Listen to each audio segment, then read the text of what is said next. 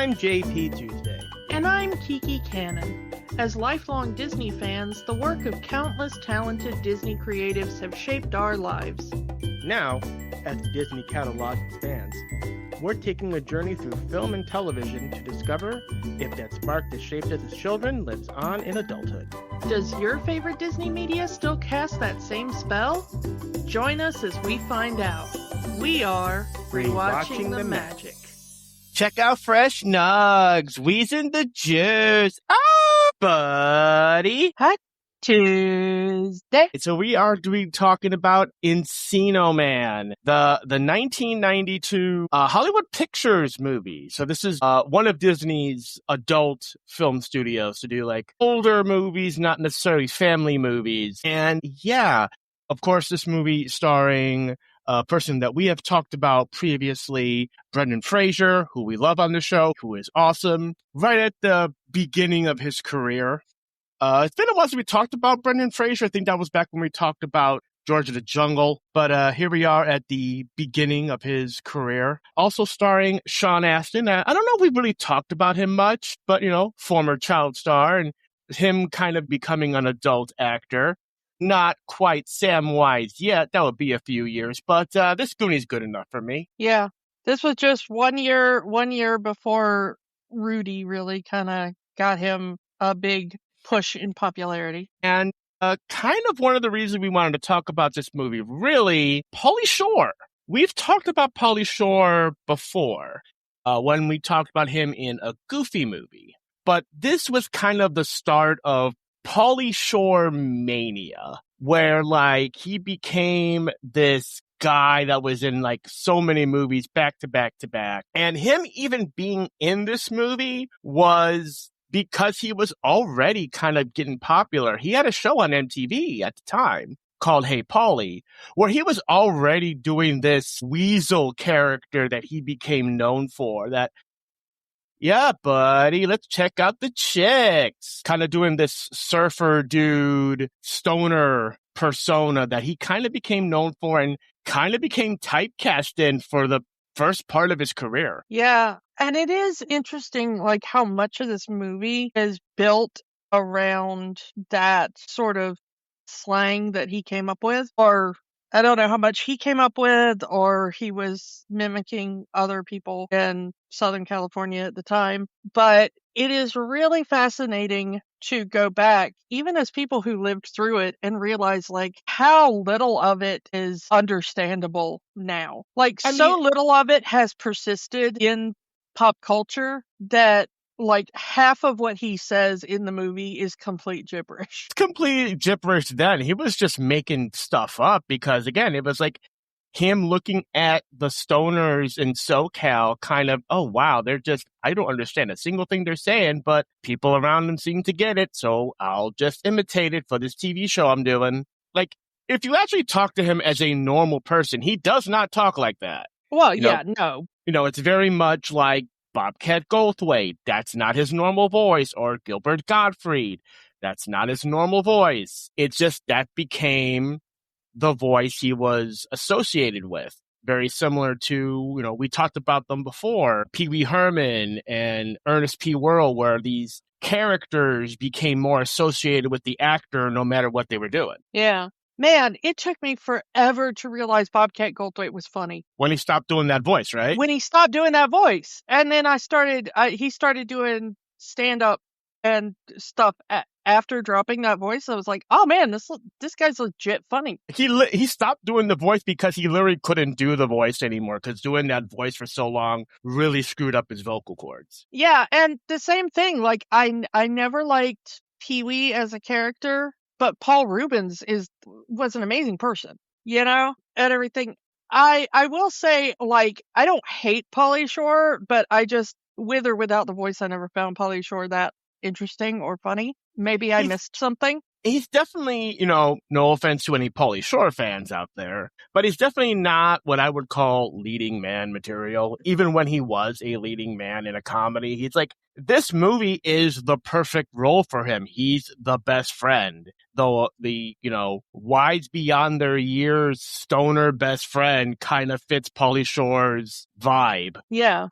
it really is kind of interesting where the actors in this movie get placed, you know? Like, you give Brendan Fraser a role where he says, like, basically nothing. He has, like, no appreciable dialogue. You could put all of his dialogue on a Post-it note. It's all body language, and it works. Well, yeah, I mean, it works because it's Brendan Fraser, you know? But, you know, you give Sean Astin this kind of like, he can't decide whether he wants to be like, he looks like the kind of like aspiring jock guy he's going to be in Rudy already. But they're having him try to play the like, I'm the dweeb that gets picked on, which was kind of more like still from his Goonies days, you know? And he had kind of aged out of that a little bit by this point and everything. And then it's really funny, some of the kind of people in the background that I had forgotten were in this movie. Rose McGowan has a cameo in this movie. This is her first film. Yeah. And like Michael DeLuise is the bad guy. And I had totally forgotten he was in this movie. And I was like, dude, what are you doing here?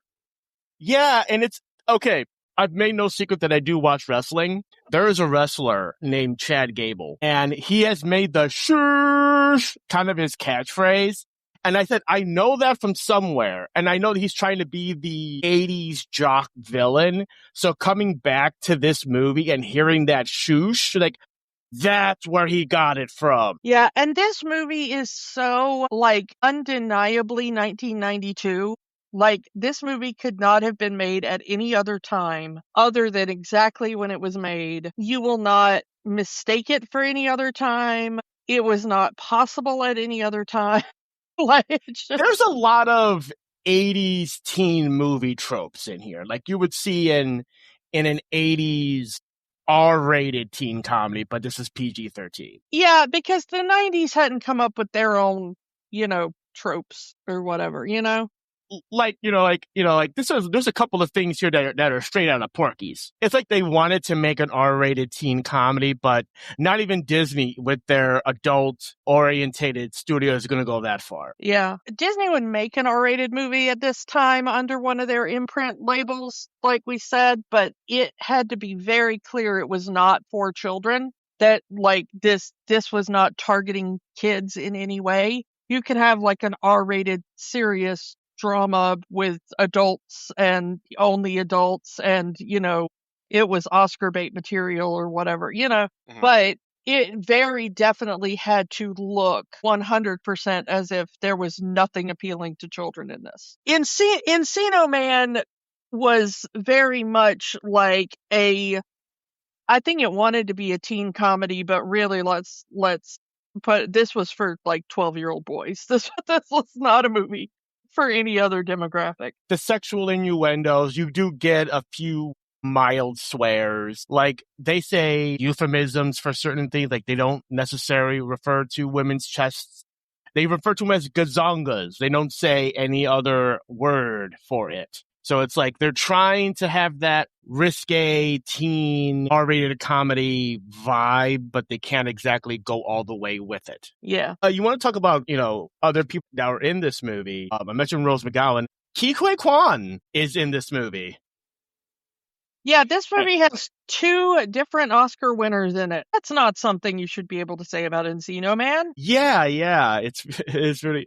And someone we have talked about previously, not too long ago, Sandra Hess is the cave nug, the cave girlfriend at the very beginning and the very end of the movie. Yeah. By the way, I'm just wondering, did Pauly Shore need to maybe spend more time around SoCal stoners? Because I don't think he's using the word nug properly at any point in this movie. Like I said, I think he just heard a few words that he didn't even know what they meant and just ran with it. Ran in the completely wrong direction with it in some cases, I guess. But yeah. You know, Brendan Fraser got a renaissance because of nostalgia from millennials. Okay. And same thing with Ke Huy Quan, you know, and they both deserve that. And, you know, Sean Astin is now beloved for being Samwise and doing great work, as far as I can tell, being the president of SAG. So that's great. I am kind of begging millennials, can we please not give Pauly Shore a renaissance. Like, unless there's something else he can do. But, like, as far as this persona, this particular period in time, because there were two good things that Pauly Shore gave to the world, which was Leaning Tower of Cheesa, which we have discussed before, and Stealing Fry's girlfriend for a quick joke in Futurama. For those two things, I thank him. But other than that, please enjoy your retirement, sir. I hope you are living comfortably in a house somewhere with a nice pool and can just hang out in the sun all day and relax. Like, I would find it a laugh if, like, Pauly Shore, like, made a cameo in some movie as, like, some stoner kid's dad. But he's, like, the complete opposite. He's, like, straight-laced, office tie kind of guy, completely against character. Yeah, that would be funny to me. You know, cast Pauly Shore is the most uptight business office guy ever. Yeah. Biggest square whoever squared. And his son is a stoner. And that would be funny. So I want to move on to the director, Les Mayfield. And we haven't talked about Les Mayfield because we haven't talked about any of the movies he did. This is his first movie. He would go on to do the 90s remake of Miracle on 34th Street. He would do the remake of Flubber for Disney. And then he would do Blue Streak, American Outlaws, The Man, and Codename The Cleaner before kind of ending his directorial career. Yeah, he's retired as a director by now. Yeah. And so this was his first feature film, and he was an unproven director at the time. So how I understood it, George Zaloom, who co-wrote the script and was one of the producers on the movie, really wanted Les Mayfield to be the director. But Disney didn't really want to put this in the hands of an unproven director. So they filmed basically a screen test. It was a 5-minute short taking one of the scenes from the movie and filming it to see that if Les could do the job. And this screen test featured Ben Stiller as the caveman, Keith Coogan, who we've talked about before when we talked about Adventures in Babysitting, as Dave, and Jeff Maynard as the best friend. I say that because he is not stony. He is not talking like a stoner. He is not talking like Pauly Shore. I believe his name was Melvin in that screen test. Like, Stony, the entire script was rewritten specifically to have it be Pauly Shore because they figured they know him from MTV. So anyway, they do this screen test. It's on YouTube. Pauly Shore himself actually uploaded this to YouTube. So you can go to Pauly Shore's own YouTube channel and find it is marked as Ben Stiller screen test. But this whole thing really was to show Disney that Les Mayfield can direct a movie. And it is interesting to think that there was at least a possibility of Ben Stiller being the caveman in this movie.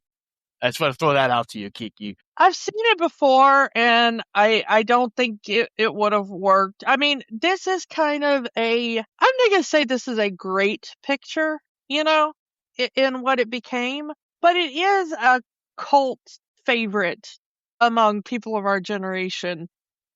And it's a cult favorite specifically for the people who ended up in it, And I think if it's like Ben Stiller, Keith Coogan, and Jeff Maynard, it doesn't end up that, It was a bunch of people with real talent having to play sort of second fiddle to Pauly Shore was kind of what made this movie hit the right note. And coming out just a few months after Wayne's World didn't hurt because that vibe was already going through the summer that time. Yeah, and there are a lot of, Wayne's World is much better written. It's a much smarter comedy, but there are ways in which you can see it targeting the same demographic. And so you're like, oh, it's that kind of MTV crowd.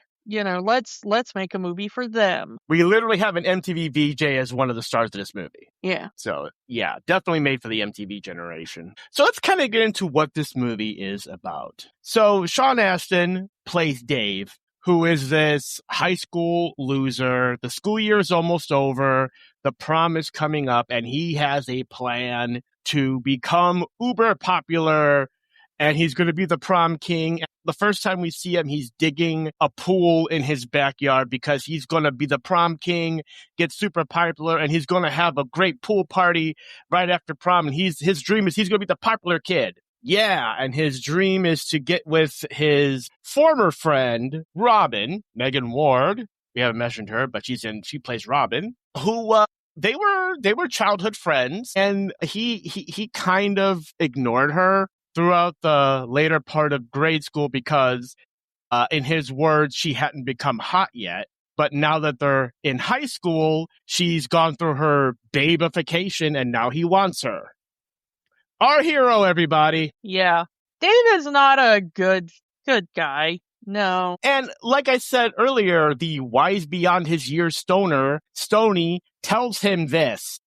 Like, dude, you could have had her in grade school, but you didn't. And now she's the hottest girl in the school dating the jock. We're losers, dude. Let's forget about high school and focus on the future. The world is not high school. Listen to your friend, Dave. He knows what he's talking about. Yeah, it's true. And the kind of the one good thing that Stoney says in this is like, but in college we're going to hit hard, which kind of is the way it works. Like if you're the kind of kid who's feeling like you're a loser in high school or whatever, yeah, college is probably going to be your time. You know, a lot of the people who were real losers in high school, they get to college age, and whether or not you go to college, you know, doesn't really matter for this, but you find that you hit that like 19 to 25 age range, and that's when you kind of come into yourself and you realize, like, without that weird enforced kind of high school thing going on, you can kind of be yourself and find your own niche and find your own friend group and, you know, whatever. Mhm. And without that, high school is like, while you're in it, it seems like the entire world, because for you it is, but it is such a bizarre and fake and authoritarian outside in kind of, you know, enforced system. And once you get out of that, you're like, there's kind of lots of ways for me to be myself and succeed and stuff. And so the people who you see really succeeding in high school are almost always the people who are going to be losers for the rest of their life. I guarantee you, if this was real life, the guy that they're all like, oh man, he's really cool and stuff, that ends up being the villain in this, Matt, I don't know, they say he's some kind of sports star, I guess football or whatever, but Generic jock. yeah, generic jock guy that Michael DeLuise plays. I guarantee you that if this were real life, that guy leaves high school and immediately becomes like the biggest loser in every group he's in. Like, never again will he have any sort of clout, you know? But as Dave is digging the pool and earthquakes, again, I realize this is SoCal, but earthquakes happen a lot in this movie. I mean, technically we only see 3. We see one in the prehistoric time in the open to show you like what happened from Link and his girl's perspective. And then we see the one at the beginning that wakes Dave up. And then we see the one later on that ends up unearthing the cave nug. So that's not like a whole lot. And as far as aftershocks go, it's kind of a long, that's like months between, you know, given how much stuff has happened. So I don't know. Yeah. So as they're digging the pool, they are, you know, to kind of put everything together, they're learning about prehistoric man in school, and that connects them. And while digging the pool, Dave uncovers a caveman covered in ice, which is Brendan Fraser's character, which they name Link because he is the missing link between prehistoric man and modern man. There are worse names they could have given him. Yeah, but they end up coming up with the longer name Linkovich Chomovsky because they end up telling Dave's parents that he's an Estonian exchange student, that like, Mom and Dad, you never listened to me. Don't you remember I told you months ago we were going to have this guy staying with us? You know. The fact that the parents buy it, I mean, it does really prove like how little they actually do listen to their child. And like the dad is like the same dad you would see in like every 80s movie. Yeah. Yeah, Richard Mazer, who is like, how many dads in these kind of movies has he played? Oh my God. That's like half of his career, isn't it? Yeah. I think other than this movie, I probably know him most from My Girl 2, which is really weird because, like, who watches My Girl 2? But yeah, I did because I was that kid and it was on TV all the time. But yeah, I mean, he was even, he's in Risky Business and stuff and all that kind of stuff. I mean, and 6 Degrees of Separation. So it's not like I'm like taking his career down a peg or any. I'm just saying that, like, I wasn't the kid sitting at home watching 6 Degrees of Separation on repeat on TV. I was the kid watching My Girl 2 on repeat. Yeah.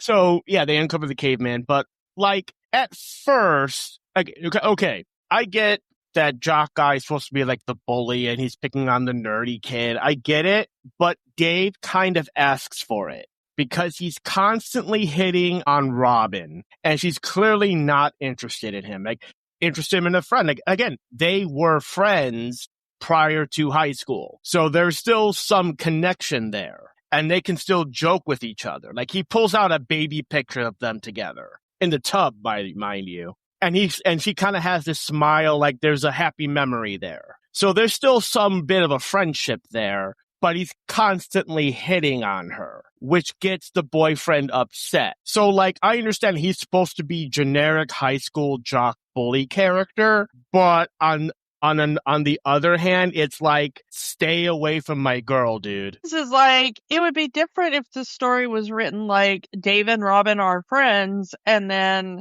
all Dave does is treat Robin as a friend, and then her boyfriend is like, don't you ever talk to my girl, Then he's like more clearly the bad guy. But the thing is like, Robin is clearly putting down some boundaries. And Dave's like, no, I'm just gonna, I'm gonna ignore those and hit on you anyway. And she's like, okay, I kind of wish you wouldn't, Learn to read a room, man. Exactly. But now that Link has been de-iced, that's his plan. He's going to use the caveman, enroll him as a student in the school, and he's going to be cool, and they're going to be cool vicariously through him.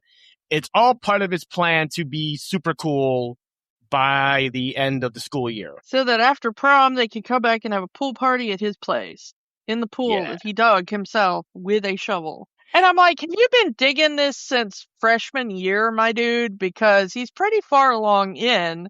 And I'm like, it's you and a single shovel, and you're the only one doing work on this. And that you have got to have been working on that since freshman year. And no one is helping him. Stoney doesn't help him because it's a dumb idea.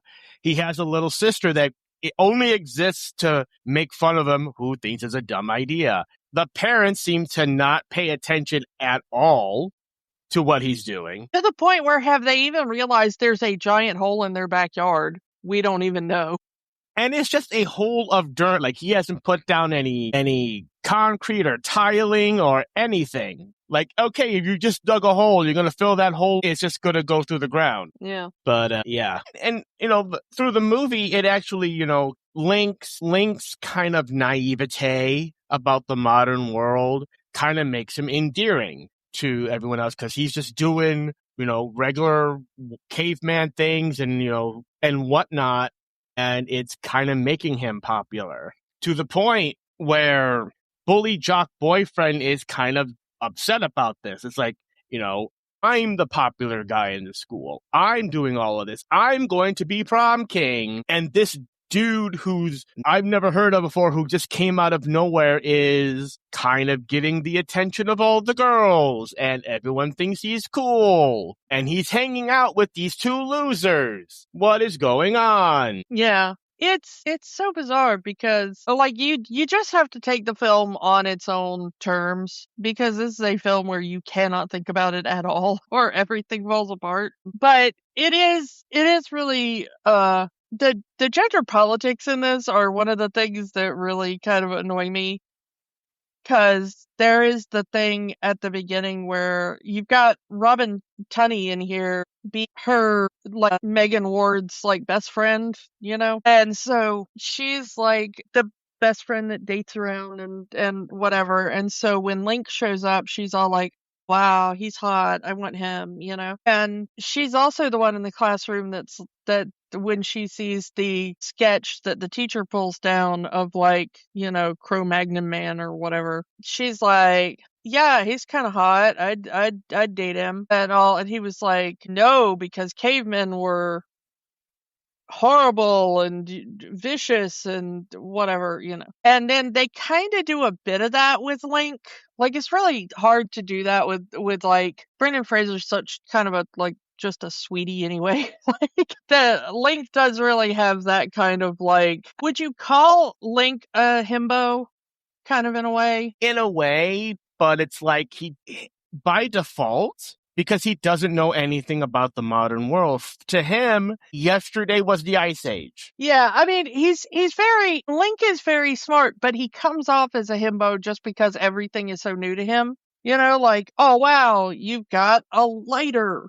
You can make fire appear in your hand. That's kind of magical, He really excels in pottery class because of his, nature. Before they find Link, they find a bowl, a prehistoric bowl in the dirt. And then later in pottery class, Link is showing that he can do that. He can make a pottery bowl. And it's probably way easier now that he has like modern pottery wheels and stuff, And also he excels in art class and stuff, and even in computer club because they give him like MS Paint or something like that, but he takes to it very quickly to do like cave drawing type stuff in. And he's constantly like taking chalk and doing drawings on the chalkboards and stuff in the classroom and everything. So he's definitely an artist. He's very quick at not picking up full sentences and stuff, but picking up short phrases or single words in order to communicate with people. Yeah. Unfortunately, he gets around Pauly Shore a little too much and starts speaking like Pauly Shore. It's kind of endearing hearing Brendan Fraser doing an impression of Pauly Shore. Yeah, it kind of makes Pauly Shore less annoying when it comes out of Brendan Fraser, I think. Also, Pauly Shore takes him to Six Flags Magic Mountain because, hey, I think it would have been a little too much if the Disney movie had them at Disneyland. Also, this is the era where teenagers think Disneyland isn't cool. Yeah. But one thing they try to do with the gender politics that it doesn't come off as horrible because I guess just the Brendan Fraser of it all, but there is that one thing where like Link kind of for a second sees one of the girls from behind and she reminds him of his girlfriend back in the cave. And so he does this like really impressive gymnastics display and then goes down and like grabs her and like sniffs her hair and stuff like that and all. And she like immediately goes from like, hey, who's grabbing me to like, hey, who's grabbing me? Oh, wow, that was kind of awesome, And it's so much like all women want is for you to be a real man and just grab them and be like, you now, my cave, like. It's the old thing of, a caveman, bonk woman on head, drag to cave. You are my wife now. Yeah, and the thing is that he doesn't end up like going any farther than that because very quickly he realizes like, this is not my woman. Like she kind of looked like my woman, but very definitely not my woman. I am all alone. I mean, who hasn't done that where you see someone from behind and they kind of look like someone and then they turn around and like, okay, that is not who I thought it was. Yeah. It's just for him it was his mate, let's say. Yeah, that's probably a good term for her. And that leads into what is probably like the best scene in this movie and kind of the scene I think everybody remembers where they end up taking the whole school on the field trip to the La Brea Tar Pits Museum. Tar Pits! Yeah, where nobody's dreams come true, especially not Brendan Fraser's. No, the thing about it is that this is really like the core of the movie, and it shows you that this could have been a much different and far more interesting movie if they'd have just spun it in kind of a different way, because this becomes an entirely different movie for about 3 minutes, and it's a much more fascinating movie. And it shows Brendan Fraser goes through so many emotions without saying a word. Yeah, if you want to see, like, this is the guy that's gonna be an Oscar winner one day, put into the wrong movie, there is no better sequence for it than watching Brendan Fraser go through the La Brea Tar Pit Museum as a caveman out of time. Yeah, he goes and he sees the fossils of these beasts that kind of likely chased him and tried to kill him. And he's having PTSD. Well, and then the other things are, him walking past the scientists that, where it's like, oh, we've got this window here where you can see scientists working on fossils. And for some reason, every scientist is working on cleaning a part of a human skeleton that day. And so it goes, and at first you see, like, the woman, like, gently brushing, like, part of a foot.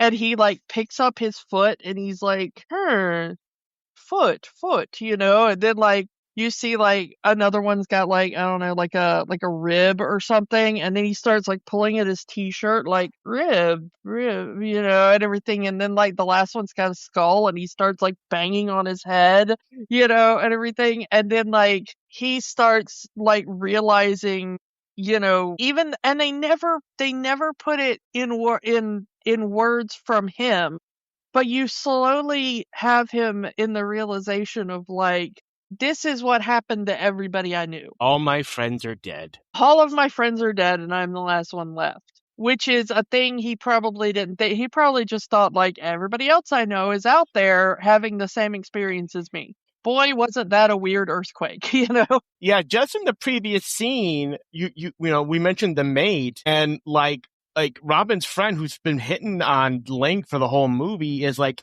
he draws a picture and he mentions, he gestures and, oh, is that your girl back home? And he kind of nods. Well, long distance relationships never work. You can, still trying to make her move. But the point is that, like you said, he's still very much in love with his mate, even though she is gone. And now realizing that we can assume there was some sort of tribe that they were part of. We never see the tribe in the movie. We just see Link and his mate. But coming to the realization that they are all... Yeah, and then he kind of totally has a meltdown. He regresses. And Dave and Stoney find him in, like, a little mannequin display of, like, Ice Age man, sitting around a campfire, and he's, like, there, like, desperately trying to start a fire, and be with these mannequins that I don't even think he realizes are not people, like, maybe if I can warm them up, like Dave and Stoney warmed me up, maybe they'll come back to life too, and there's, like, that really nice exchange where, like, Dave and Stoney have to, like, sit next to him and be like, no, we're your family now. Like, we're sorry about what happened to you, but we will be your family. Like, of course, Dave is trying to get everyone out because he thinks, oh, my plan is being ruined because this guy's having a meltdown. But like I said, wise beyond his years, Stoney's like, dude, he just found out his entire family is dead.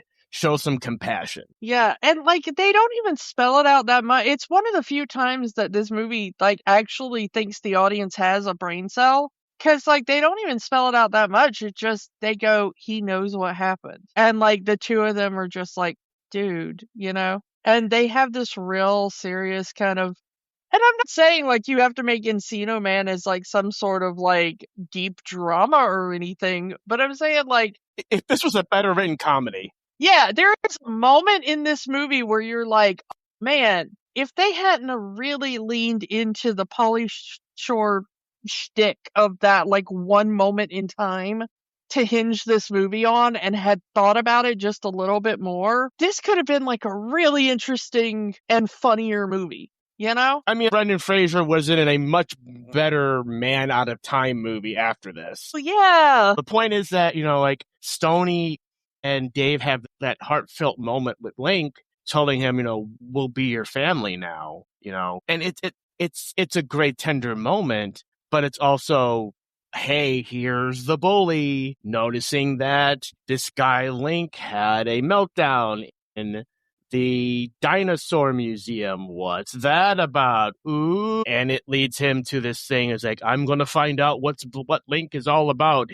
There's a whole side plot of him and his boys breaking into the school to find his records, and they find that Dave and Stoney have falsified his records. And eventually they break into Dave's house and find the pictures that they took while Link was on ice, and they're going to expose the truth about Link to the world, because how dare this guy become cooler than me? Because high school is everything. Yeah, I'm telling you, 2 weeks after graduation, this guy is going to be like the loseriest loser you've ever met. There's a lot of funny moments. There is some funny moments in here, but again, a lot of this movie is visual and body acting, and I cannot do that justice in an audio podcast. Like the driver's ed scene where Link basically steals the driver's ed car. Yeah, and he only wanted to go to driver's ed because he saw one of those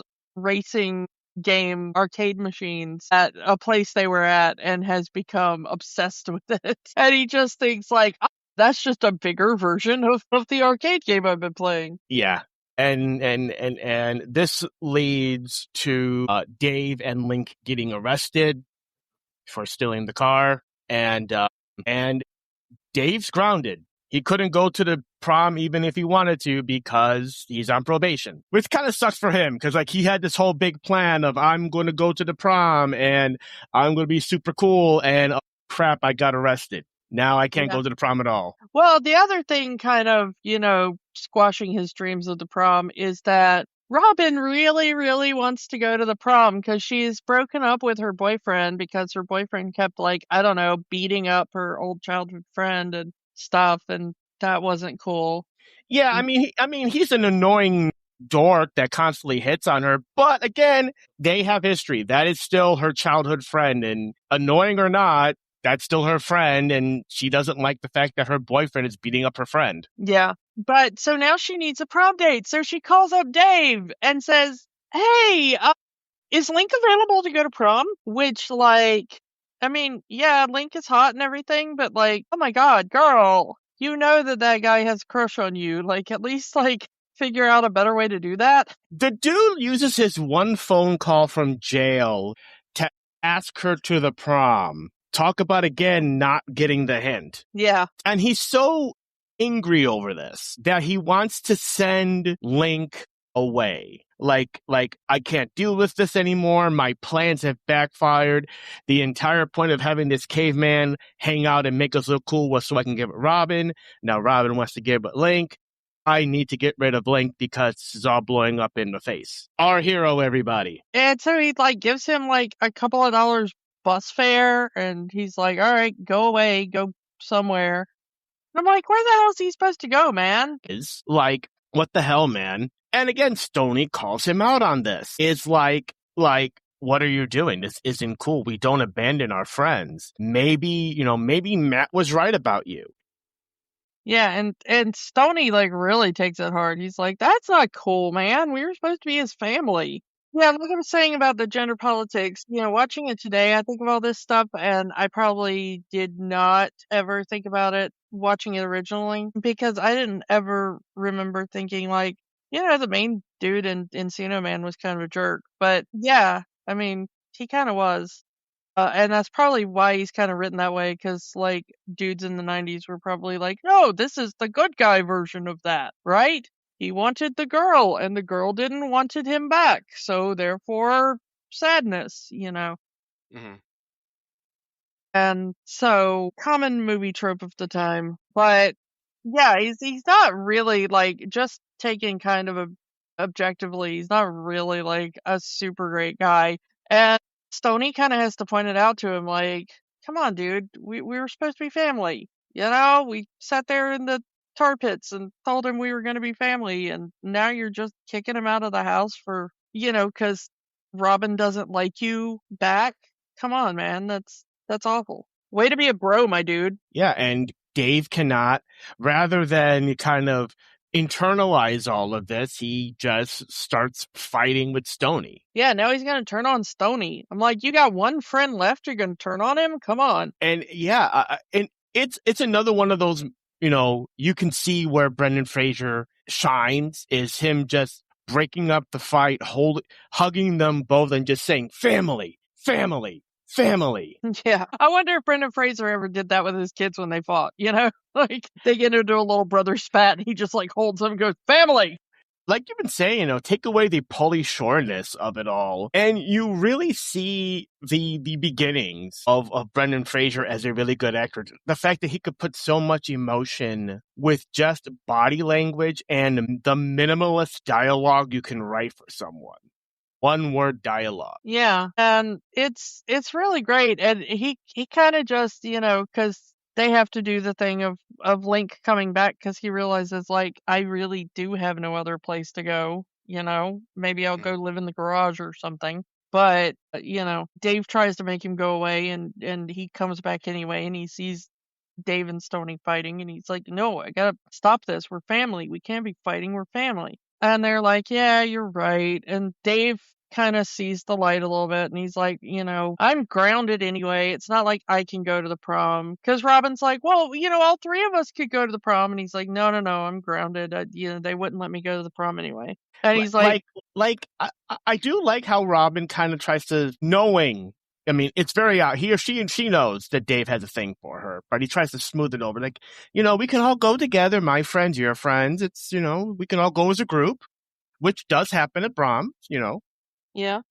But, because he's grounded, it's funny how Dave is grounded for getting arrested, but Link is not. Well, yeah, I think they were probably like, well, he's a Estonian. He doesn't know any better, He's not our kid. He's a foreign exchange student. We can't really punish him. Yeah. So they do the whole thing where they get Link all fancied up for the prom in his tux, and they get him all smelling good and looking all pretty, and he heads out to the prom. But then in the middle of all this, you've got the bad guy Jock decides, like, I'm going to find out what's at the bottom of this guy and his deal, and, I'm going to find some kind of dirt on him. And so he breaks into Dave's house when he thinks no one's going to be there because he thinks Dave's going to go to the prom. So he thinks no one's going to be home. I don't know why he wouldn't think, like, the rest of Dave's family wouldn't be home. But anyway, and so he breaks into Dave's house to try to find some dirt on Link. And he ends up discovering the series of Polaroid pictures that Dave and Stoney took to be like, hey, look, we found a caveman, we put him in the garage, we thawed him out, and then now here's Link, and he puts it together and he's like, he's a caveman. Oh, I'm going to go to the prom and I'm going to, tell everybody at the prom what's really going on, and they're going to turn away from Link and turn back toward me, and I will be the god of the school again. And in one of the funniest scenes ever in film, he goes to the prom with Dave chasing behind, like, no, give me those pictures back. You can't do this to Link. He gets up on stage and he's like, all right, everybody, shush. I gotta tell you, Link is a caveman. And everybody just stops and stares for a second and then goes like, yeah! No, you're supposed to hate him. You're supposed to love me. Yeah, and I love that everybody's just like, all right, caveman. And then they're like, no, literally a caveman. He's like, he was thought out from the eye. And they're like, we don't care. Prom night, party, yeah. I mean, he looks like a caveman. Of course he's a caveman. That's cool. And so Link picks him up and does like a helicopter bomb on him. Like, yeah, we did skip over it. But I do want to bring it up, but we did skip over. Is that right before the tar pit scene? They're at a hockey game. Well, they're at the hockey rink, and Jock Guy and his boys are practicing. I guess that's where they practice for their hockey games or whatever. Yeah, maybe he's a hockey guy instead of a football guy. Who knows? Maybe that's big in Encino. Yeah, but like he's. This is where the whole problem with Link starts, because hey, all the girls are giving him attention. He's gonna stop it, and he kind of gets in Link's face and he punches him right in the face and Link just walks away. Kind of going against what they were taught in class, that cavemen were ruthless, cavemen were killers, and all of this stuff. It's like, they were super violent, and yeah. I was like, what are you doing, Link? Fight back. And again, wise beyond his years, Stone, he's like, fight back for what? Yeah, they were killers. Yeah, they were hunters, but they did it for food, not for pride. Like, he doesn't understand what cool is. He doesn't understand your, like, attempt to be on top of the high school, popularity charts. He doesn't get that as a thing to fight for. Like, this guy is not a threat to his survival. Because it's like, Brendan Fraser's like 6'2", 6'3", something like that. And bless him, I've got respect for Michael DeLuise. He's been in a lot of stuff I like, but he's not that guy, Mm-hmm. And it's like, so even though he goes up there and he punches him and it looks like it's a pretty good punch, Link just kind of takes it and then he's like, I don't have to fight this, this is nothing we're fighting for. And you're right.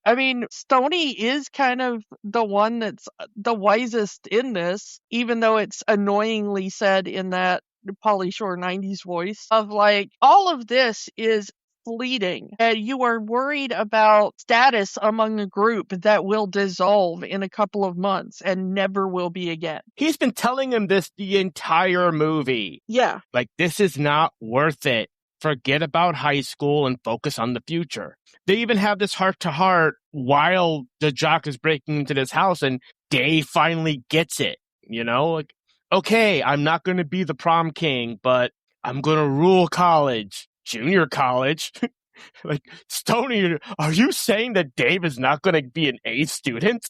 I think that was exactly what he was saying, yeah. But, like it's at that point where Dave gets it. Okay, high school is fleeting. It's not worth all of this commotion for one night of being the top dog at the school. You have the rest of your life to worry about. And yeah. But he still wants Link to be able to defend himself. So, he may not be fighting for cool, but he still needs to know how to defend himself. So they watch like old wrestling matches. They watch old kung fu movies to teach Link how to defend himself. And in that final scene at the prom, Link, he's doing all of these wrestling moves. He does an airplane spin. He hits karate moves on him. And it's like, okay, there was no walking away from this fight. This bully was going to fight him no matter what, so at least he could defend himself in that moment. Yeah. And as every good movie in the 90s does, it ends with a giant choreographed musical number. That's like every DreamWorks and Illumination movie these days. Yeah, because it's really playing on our nostalgia for, ridiculous things like this. I gotta say, though, some of the soundtrack still works. Like, there's a few good covers in here. Like, there's a rock cover of Mama Said Knock You Out that actually is really good. Yeah, the soundtrack's not that bad. And, of course, there's the goofy, let's all dance like cavemen sequence at the prom. Because he's a caveman.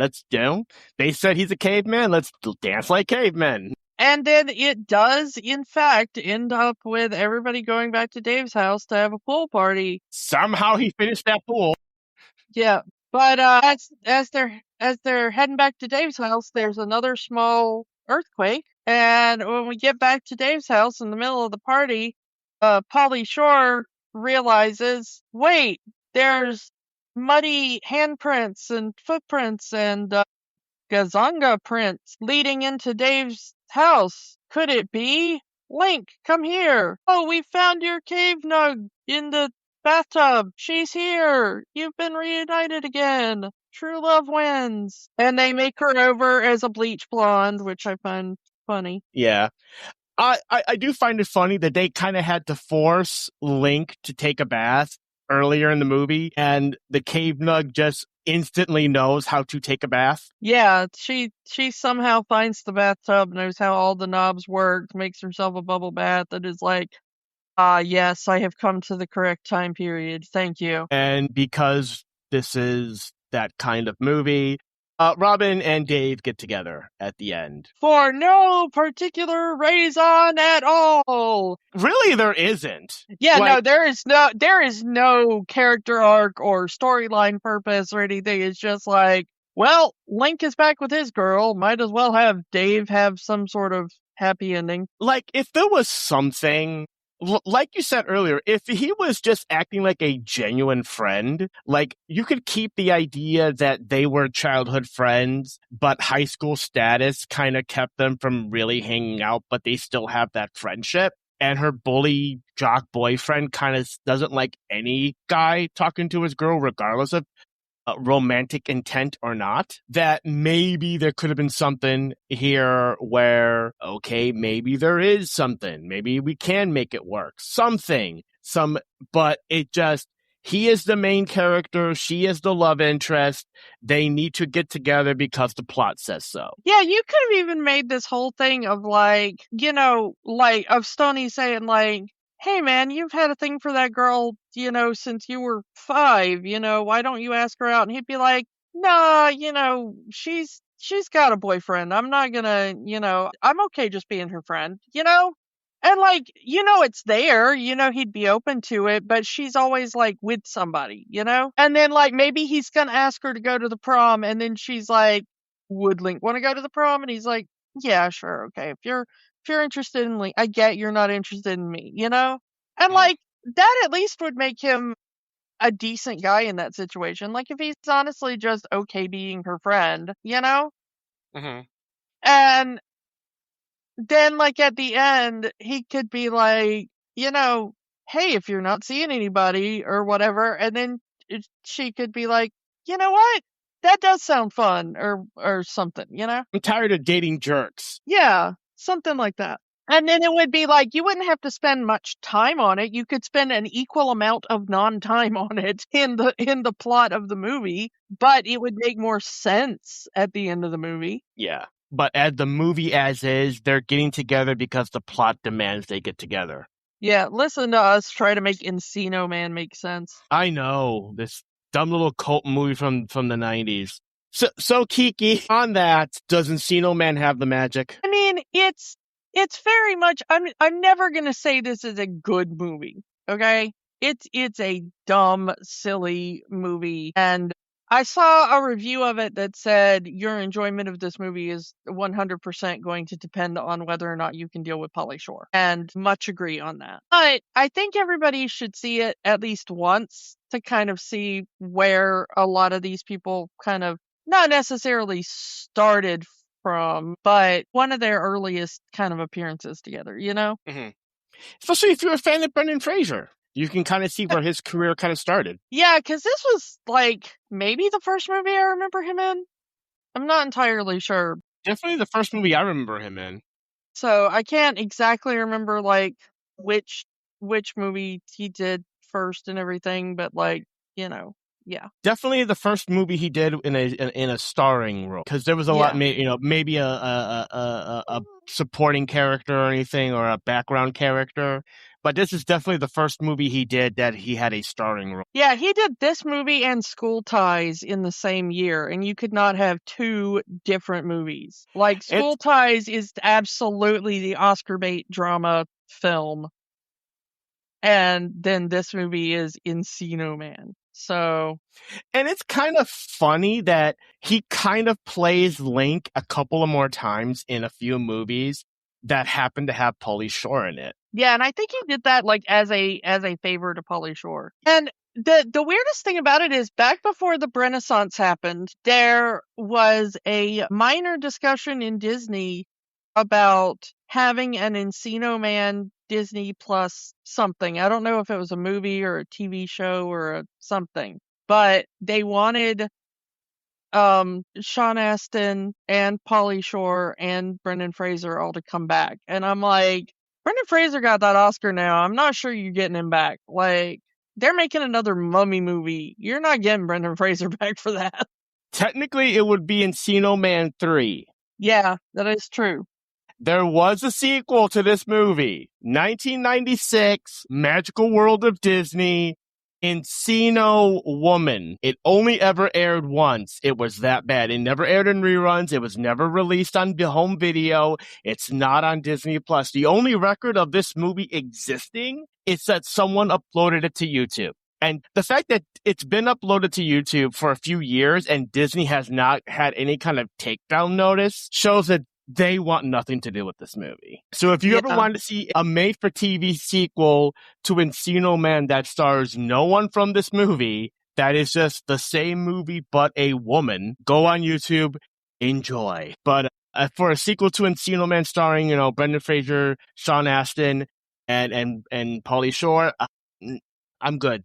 Do I think the movie has magic? The movie has appeal. The movie is definitely a time capsule of the 90s, especially the beginning of Pauly Shore mania. Yeah, it's kind of a kids, do you want to know why your parents are so messed up kind of film.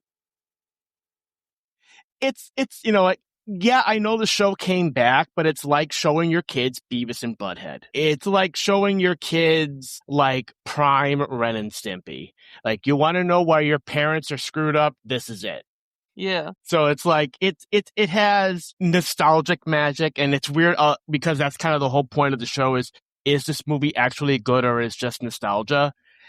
It is just nostalgia, but the movie has a charm to it that I cannot really put into words. I can put it into words. The words are Brendan Fraser. That's the entire charm. Is it a well-written movie? Hell no. Dave is a completely unlikable character, but he is the main character. Yeah, and that's no slight to Sean Astin. He worked with what they gave him, Yeah. So it has magic only because of being a time capsule of the 90s. So if you want to know what it was like this is what entertainment in the 90s was, this is it. And it's earned its cult movie status. Yeah, that's all I can really say about it. So it's more watchable than some stuff we've been watching recently, at least. That's true. That's probably why we're being a little more favorable to it. But Kiki, moving on to next week. The United States is getting ready to celebrate 250th anniversary on July 4th. And what better way to celebrate 250 years of America than stealing the Declaration of Independence? Sounds like a plan to me. For the 250th birthday of America, it is now time for us to talk National Treasure. We started this month with Nick Cage. We are ending the month with Nick Cage. Yep, it's Nick Cage bookend month. So come back next week for National Treasure, and we will talk to you all next time. Bye. Bye. Don't let the magic stop here. Keep the conversation going. Find us on Facebook, Instagram, and Threads at Rewatching the Magic. We are also on Blue Sky, rewatchingthemagic.bsky.social.